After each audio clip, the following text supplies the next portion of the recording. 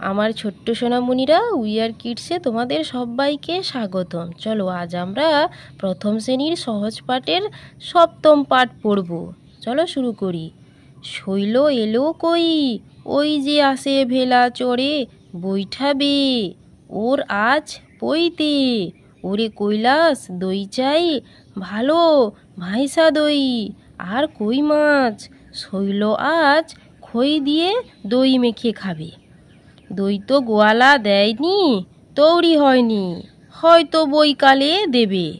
পইতে হবে চিঠি পেয়ে, মৈনি মাসি আজ এলো। মৈনি মাসি বৈশাখ মাসে ছিল নৈনিতালে, তাকে যেতে হবে চৈবাসা। তার বাবা থাকে গৈলা। গৈলা কোথা জানো না? গৈলা বরিশালে, সেইখানে থাকে বেনি বৈরাগী।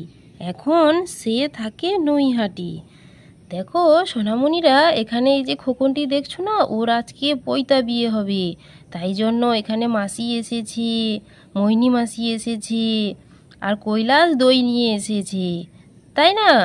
চলো, তোমাদের যদি ভিডিওটি ভালো লেগে থাকে তাহলে তোমরা চ্যানেলটি সাবস্ক্রাইব করে রাখো এরকম আরও ভিডিও পেতে।